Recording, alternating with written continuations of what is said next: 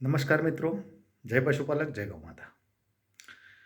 આજનો આપણો વિડીયો છે સાબર ડેરીના સત્તામંડળ ઉપર બેઠેલા તમામ સત્તાધીશોને જાણકારી માટે. આ વિડીયોના માધ્યમથી હું તમને જણાવું છું કે તમે લોકોએ જે મારી ઉપર માનહાનિના દાવા નિમિત્તે 2 કેસ કર્યા છે, જેની મને ગઈકાલે નકલ મળી. 5-5 કરોડના 2 કેસ છે, એટલે તમે 10 કરોડનો દાવો કર્યો છે. સારું કહેવાય. મને પોતાને પણ ખબર નથી કે મારી 10 કરોડ વેલ્યુ છે. બરાબર. બીજું, ચેતન પટેલ ઉપર એક તમે નવો દાવો કર્યો છે 5 કરોડનો, અને જૂના તમે ચેતન પટેલ ઉપર 18 કેસ કરેલા છે. જે 18માંથી કદાચ 2નો ઓર્ડર થયેલો છે. તમે 14-15 કેસ સ્વૈચ્છિક પાછા લીધેલા છે, અને 1-2 કેસ કદાચ પેન્ડિંગ પણ છે. ભલે પેન્ડિંગ હોય, આપણે કેસ કરેલા છે તો લડી લઈશું, પણ તમે હજુ ઉત્તમ પટેલને ઓળખવાની કોશિશ જ નથી કરી, કાં તો તમે ઓળખ્યા જ નથી. હું તમને મારી ટૂંકમાં ઓળખાણ આપું. મારું નામ ઉત્તમ કુમાર મણીલાલ પટેલ છે. મારા પપ્પાનું પૂરું નામ મણીલાલ કરશનદાસ પટેલ છે, જે જાલિયા ગ્રુપ ગ્રામ પંચાયતમાં 25 વર્ષ તરીકે સરપંચ તરીકે ફરજ બજાવી છે, અને ઈડર તાલુકા પંચાયતમાં 5 વર્ષ સુધી તાલુકા પંચાયતના સદસ્ય તરીકે ફરજ બજાવી છે. આટલા વર્ષોમાં 25 વર્ષ સરપંચ તરીકેની ફરજમાં એમને 15 વર્ષ તો એટલે 3 ટર્મ બિનહરીફ ચૂંટાઈ આવેલા છે, અને 2 વર્ષ ચૂંટણી લડીને ચૂંટાયા છે. અને 25 ને 5 વર્ષ તાલુકા પંચાયતના 30 વર્ષના જીવનમાં એમના હાથે ક્યારેય કોઈનું ખોટું નથી થયું, અને એ વ્યક્તિનું ખૂન છે મારામાં.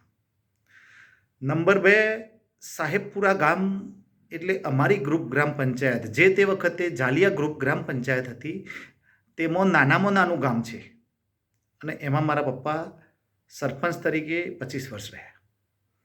એટલે હવે તમે એક વસ્તુ વિચારી જુઓ કે તમે કોઈ, ભલે હું એક નાનો માણસ છું, પણ મારી સાથે પશુપાલકોની તાકાત છે સાબરકાંઠાના અરવલ્લી જિલ્લાના.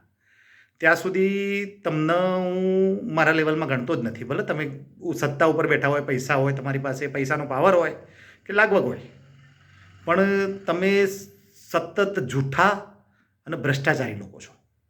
એટલે હવે હું તમને આ વિડીયોના માધ્યમથી ખાસ જણાવું છું કે તમે 2 દાવા કર્યા છે. ઠીક છે, તમે લડી લો, પણ હું તમને ખાસ જણાવું કે તમે જે શરૂઆતમાં જે પ્રયત્નો કર્યા, જે કંઈ જુઓ, હું જે પ્રયત્નો કર્યા છે એમાં હું કોઈને બદનામ કરવા નથી માગતો. તમે તમારા જ સાબર ડેરીના ડિરેક્ટરમાંથી એક ડિરેક્ટર, તમે કોને મોકલ્યો તો એ તમે વિચારી લો, તમે પૂછી લેજો એમની જાતે આવ્યા હતા કે તમે મોકલ્યા હતા. મારા નામ નથી આપવું, બરાબર. રાત્રે 12 વાગે એમને આવીને મને શું કીધેલું, નંબર 1. નંબર 2, તમે મારા કેટલા સંબંધીઓ મારફતે પ્રેશર કરાયું મને બેસાડવા માટે. નંબર 3, મારા સમાજના કેટલા આગેવાનોને તમે અહીંયા મોકલ્યા. નંબર 4, આપણા સાબરકાંઠા જિલ્લાની એવી સહકારી સંસ્થા માટે તમે મને પદ માટે ઓફર કરી. આમ તો તમારો આભાર કહેવાય, મને તમે પદ આપવાનું કીધું એ, પણ મને કોઈ પદ નથી જોઈતું. તમે આજે સાબર ડેરીના ડિરેક્ટર કે ચેરમેનનું પદ આપો તોય મને નથી જોઈતું, અને હું ક્યારેય સ્વીકારીશ નહીં. તમે માત્ર ઉત્તમ પટેલને આજે પણ તમારા જો આ લડતમાંથી ખસેડવા હોય અને બેસાડવા હોય તો તમે જે કાંઈ પણ મને ઓફરો આપી છે એનાથી તમે એમને બેસાડી નહીં શકો. મને તમે એનાથી નહીં બેસાડી શકો. તમને મને બેસાડવા માટે એક જ રસ્તો છે, તમે ખાસ સાધારણ સભા બોલાવો, અને જે દિવસે સાબરકાંઠાના અરવલ્લી જિલ્લાના પશુપાલકો એમ કહેશે કે હવે ઉત્તમભાઈ આપણને ન્યાય મળ્યો છે અને આ લડત છોડી દો, એ દિવસ ઉત્તમ પટેલ 1 પણ રૂપિયાના સ્વાર્થ વગર નિસ્વાર્થ ભાવે આ લડતમાંથી હટી જશે. અને જ્યાં સુધી આ પશુપાલકોને ન્યાય નહીં મળે ત્યાં સુધી તમે લોકો એવી આશા રાખતા હોય કે હું કેસ કરીશ, 2 કેસ કરીશ, 4 કરીશ, 10 કરીશ એટલે ઉત્તમ પટેલ થાકીને બેસી જશે.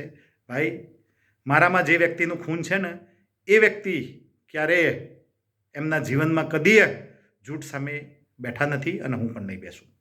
એટલે મહેરબાની કરીને તમે આ 2 દાવા કર્યા છે એ, અને હજુ તમે જેટલા બીજા કોઈ તમારા જે કાંઈ સામ દામ દંડ ભેદ તમે બધું જ અપનાવશો એમ અમે જાણીએ છીએ, પણ આ વસ્તુમાંથી અમે પીછેહટ નહીં કરીએ. અને આ જ ગુરુવારે એટલે કે 11 ડિસેમ્બર 2025ના રોજ તમારી લડત સામે લડવા માટે અમારા કાર્યાલયનું, પશુપાલકોના કાર્યાલયનું શુભ ઉદ્ઘાટન છે. એટલે હવે છે ને તમારે કોઈ પણ નોટિસ, હવે પછીના કોઈ પણ કેસની નોટિસ તમારે આપવી હોય તો તમારે હિંમતનગર ખાતે જ આપવાની. તમને એડ્રેસ હું શેર કરું છું અને કદાચ મળી પણ ગયું હશે તમને. એટલે તમારે મારા ઘર સુધી જે ધક્કો ખાવો પડ્યો, કોર્ટને ખાવો પડ્યો કે તમારે ખાવો પડ્યો, એવો તમારો સમય ન બગડે. અને હવે તમે હિંમતનગર જ આપજો. એટલે અમે તમારી લડત સામે લડવાની પૂર્વ તૈયારી કરી લીધી છે. અને હજુ અમે ખાલી તમને કહું તો તમે કદાચ ઘણા સમય પહેલાં એક રામાયણ અને મહાભારત જેવી સિરિયલ આવતી હતી, એમાં બધા યોદ્ધાઓ એકબીજા ઉપર બાણ છોડતા હતા. એ યોદ્ધાઓ જે બાણ છોડતા હતા ને, એમાં ઘણા સાદા તીર પણ હતા, બ્રહ્માસ્ત્ર પણ હતું અને પશુપાસ્ત્ર પણ હતું. આવા બધા તીર હતા, કદાચ જો તમને ખ્યાલ હોય તો. એમાં અમારા તરફથી હાલ સાદા તીર જ છોડવામાં આવ્યા છે તમારી ઉપર. હજી બ્રહ્માસ્ત્ર પણ બાકી છે અને હજુ પશુપાલકો પાસે પશુપાસ્ત્ર પણ છે. અને એ પૂરું થયા પછી જ્યારે પશુપાલકોનું ત્રીજું નેત્ર ખુલશે ને, એટલે આ તમામ જે ભ્રષ્ટાચારીઓ છે એમનો સર્વનાશ થઈ જશે. આ વસ્તુ યાદ રાખજો તમે. એટલે આ કોઈ મારી તમને ધમકી નથી, પણ આ હકીકત છે. એટલે તમે ચૂપચાપ હજુ તમારે બચવું હોય, તમે કાયદાકીય તો ફસાઈ જ ગયા છો, પણ જો તમારે બચવું હોય તો પશુપાલકો સાથે એકવાર હજુ તમે મિટિંગ કરો.